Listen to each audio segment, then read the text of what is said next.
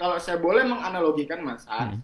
bayangkan aja ada seorang pria memakai jas rapi, Hmm. berdasi, Hmm. kemudian berjalan ke kantor dengan senyum profesional, Hmm. tapi di balik jas itu ada luka terbuka yang Hmm. belum dijahit. Iya. Ya. Hmm. Bayangkan dia pria tersebut harus setiap harinya dia harus menahan Hmm. sakitnya dari luka itu Hmm. sambil tetap terlihat baik-baik saja. I'm Iya. fine, I'm okay. Meskipun hatinya itu berkata berbeda, Mas Han, seperti itu. Hmm. Tapi setiap malam rasa sakit itu akan datang, Hmm. ya, muncul dalam bentuk mimpi buruk, keringat dingin, atau bahkan itu ketakutan yang menyentuh orang lain. Iya. Itulah kira-kira Mas Hans, Hmm. perasaan seorang laki-laki korban kekerasan seksual. Luka yang dibungkus itu Hmm. rapi banget. Hmm. Hmm.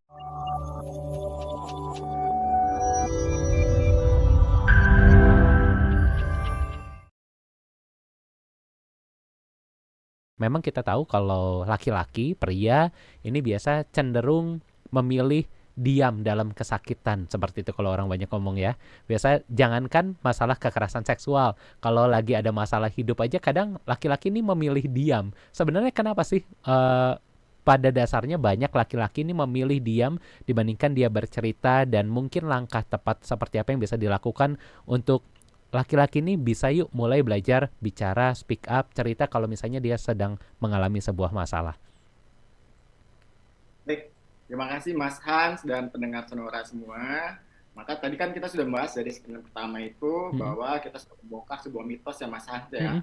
Mitos besar di mana bahwa laki-laki itu ternyata tidak mungkin ya kan Mm-mm. jadi korban. Ya, Faktanya memang ada korban dan betul. sekarang kita mulai coba nih membahas apa sih, kenapa sih mereka banyak yang diam dan lain Mm-mm. sebagainya seperti itu. Nah, kalau kita lihat Mas Hans, dalam Mm-mm. psikologi itu ketika seseorang mengalami kejadian traumatis Mm-mm. seperti kekerasan seksual, Ya, tubuh dan pikiran itu akan masuk ke dalam mode namanya mode darurat, oke. ya, disebut dengan ada tiga tuh Mas Hans. Mm-mm. Apakah bisa fight, Mm-mm. flight, atau freeze. Oke. Nah, beberapa korban cenderung kadang ada yang melawan, fight, atau Mm. ada yang sebagian lari, flight dia, Ya, ataupun ada yang membeku atau nge-freeze. ya, Nah, pada laki-laki mekanisme membeku ini sangat umum Mas Hans. oke. Karena otaknya itu mengalami kejutan besar Mm-mm. dan tubuh itu seolah terputus dari kendali.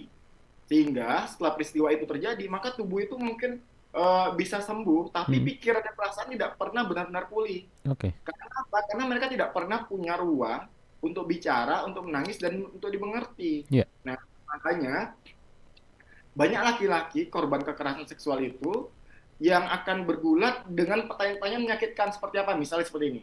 Kenapa saya nggak ngelawan pada saat itu ya? Apa Mm. ini salah saya? Iya, iya, iya, iya.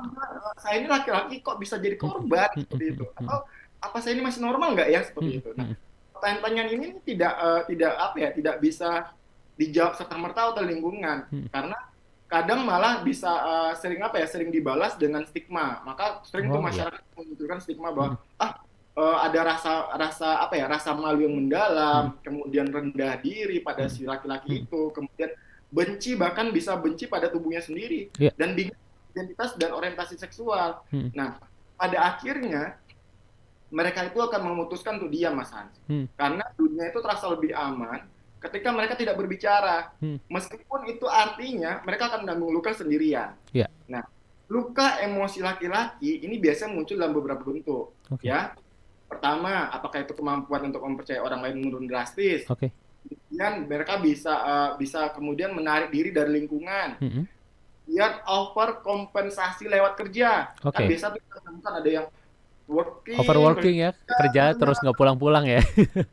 kemudian Iya. olahraga, training, Mm-mm. dan bahkan yang paling beresiko adalah seks bebas. Oke. Kemudian ada juga yang muncul lagi nanti yang dalam bentuknya itu seperti merasa perasaan itu kosong, Mm-mm. mati rasa, dan bahkan tuh ada keinginan untuk bunuh diri. Nah, ini yang Oke. perlu kita waspadai. Mm. Nah, dalam sesi konseling biasanya tuh saya sering melihat, Mas Han, Mm. bagaimana laki-laki ini butuh waktu lama hanya untuk bilang saya trauma. Mm. Mereka lebih mudah bilang saya stres Ya. atau saya capek. Mm. Tapi di balik kata itu tersimpan tangisan yang belum sempat kelar sebenarnya, yang belum Oke. sempat keluar, mohon maaf. Mm. Nah, maka kalau saya boleh menganalogikan Mas Hans, Mm.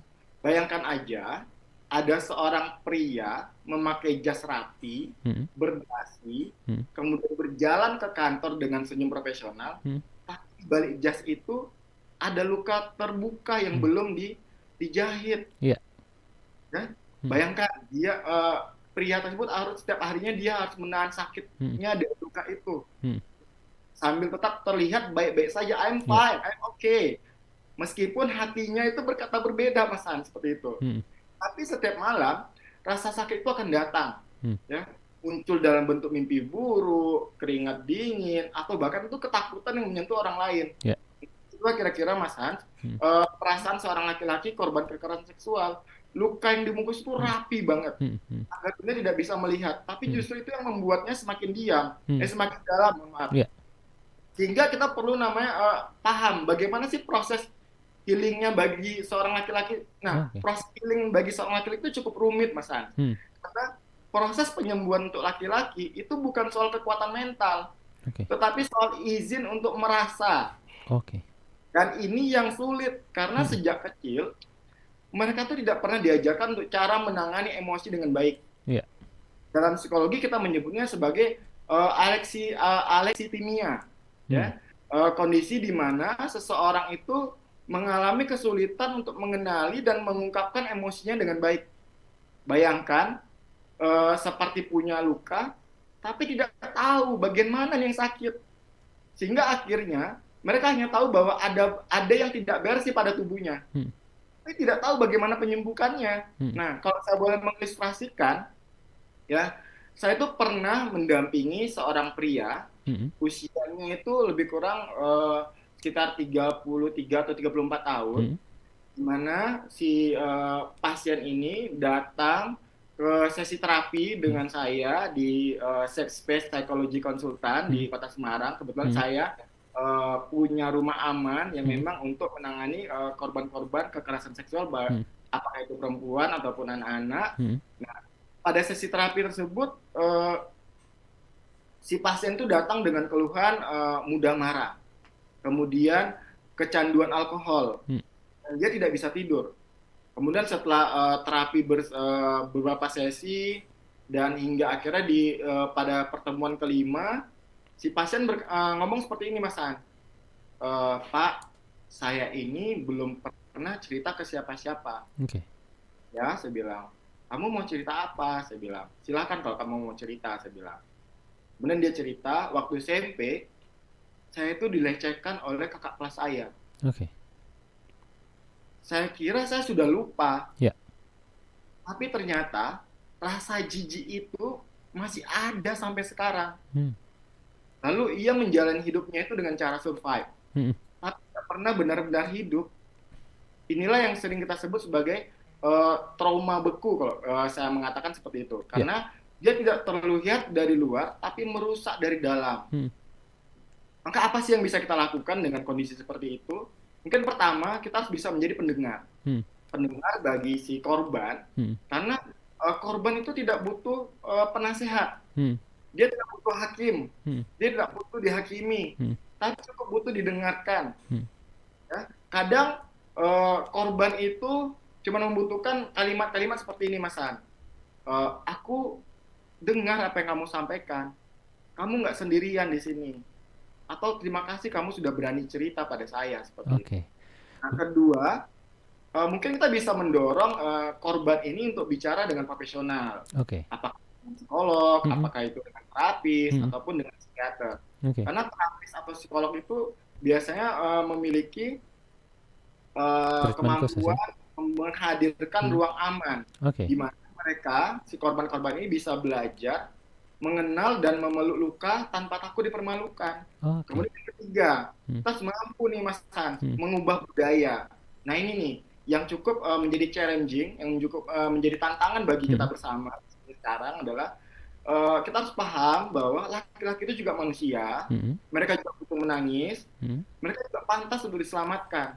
Ya. Karena masyarakat harus berhenti, Mas Han, mengecilkan suara mereka. Karena suara laki-laki sebagai korban itu bukan kelemahan, tapi sebuah kebenaran. Baik. Karena laki-laki itu bukan berarti kalah ya, Mas Hans Iya. ya. Hmm. Tapi laki-laki yang bicara soal trauma bukan berarti lemah. Ya. Karena justru mereka adalah laki-laki yang berani merawat luka. Dan itu membutuhkan sebuah kekuatan yang sangat luar biasa, dan untuk siapapun yang sedang mendengarkan hari ini dan dimanapun mereka berada dan merasa bahwa aku pernah menjadi korban, saya ingin bilang, kamu tidak perlu merusak diri kamu, kamu tidak sendirian, dan kamu pantas untuk sembuh. Demikian Mas Han. Kamu tidak sendirian, kamu pantas untuk sembuh dan laki-laki juga pantas untuk didengarkan ya.